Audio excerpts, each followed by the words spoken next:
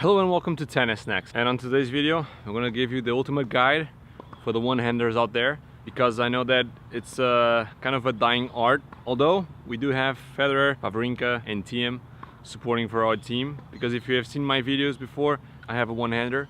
So I just want to give you guys the ultimate guide in order to improve your one-hand backhand. But before we jump into today's video,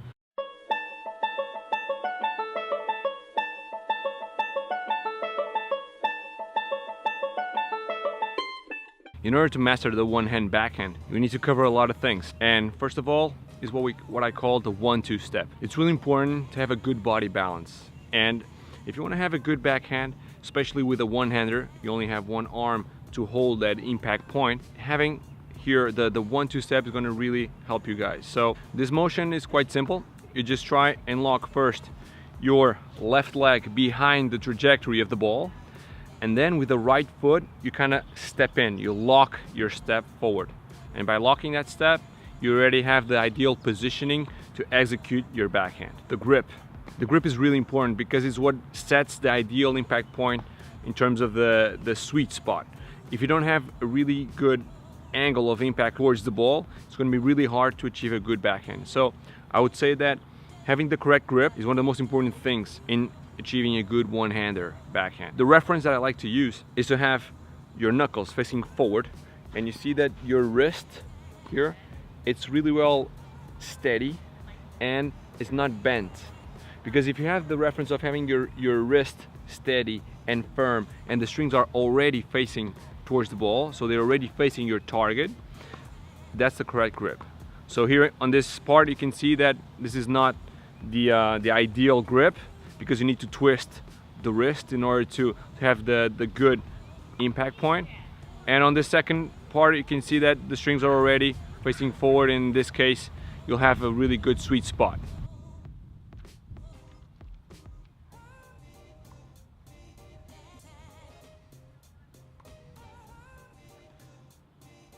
One thing that's really important is to set the right distance towards the impact point. And normally the reference that I like to use is the length of your right arm. So the length of your right arm is really what sets the ideal impact point for the shot. So I would say that first, try to have that right arm straight. And when you're going for the unit turn, you keep that arm straight. So this already sets the ideal impact point. Because it's really important for you guys to try and separate the bottom half from the top half, coordination wise. So first you have to achieve that unit turn, so you have your right shoulder pointing towards the ball with the right arm already straight. And then this is really important, the elbow, the left elbow is pointing up, because you want to make sure that your swing is circular, and when you release it you have a more fluid motion, because normally players break it down in terms of achieving the back swing and then accelerating forward, but it's important to make sure that the motion is fluid. With the reference of the right arm straight and that left elbow pointing up, you already have the setup right. So the lock position will be your next step, and here is where things can get a little bit tricky, because you need to make sure that your chest is leaning towards the impact point and you keep your head down throughout the motion. So I would say that first you need to make the step in where you try to get first your heel on the ground, and then you go all the way so you can be more flat-footed. So you go heel, plant of the foot, toe. So it's like you're walking. So you make that step forward, you achieve that lock position, and as soon as you're ready, or as soon as you're locked, that's when you release the racket.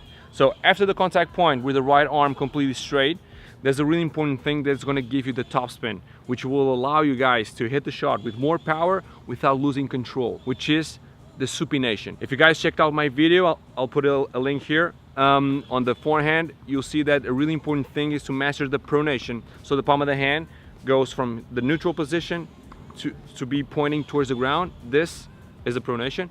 But on the backhand, the one-hander backhand, you'll have the opposite, which is the supination. So you're going to make sure that you hit the ball here with the wrist firm and steady in a neutral position, and then when you finish, you'll have the palm of the hand opening up towards the sky, up, and this motion will make the ball rotate forward. So one of the things that's really important is to try to achieve that good impact point, and as soon as you hit the ball, you supinate by pointing or finishing with the arm straight and opening up here the palm of the hand. The last thing that it's really important for us to cover is to release that lock position. So if you're locking with the 1-2 step, so you go left foot, right foot, lock your stance, and then you release the racket, you need to have some sort of uncoiling. So you're uncoiling the energy after hitting the ball. And a natural consequence is to make the full rotation so you can bring your left foot a bit more forward. And it's something that you see, for instance, Wawrinka does it a lot, especially on the down the line shots. It's when he's able to hit the shot with a really good lock position because he has a really strong one-hander. And then you can see that the left foot is slowly rotating forward.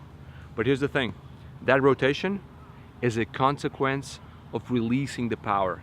It's not like an integral part of the motion, but it's only a consequence of releasing that energy towards the ball. As you guys might figure out right now, it's a lot of complex things, a lot of details that makes a good one-hander. But the truth is that if you're able to tackle these things one at a time and you keep an open dialogue with your coach in order to improve your shots, you'll definitely see the improvements. If you have any questions or any doubts, hit me down on the comment section. And if you like the video, make sure to give it a big thumbs up. I really appreciate it. And I hope you guys, once again, thanks for watching and keep on snacking.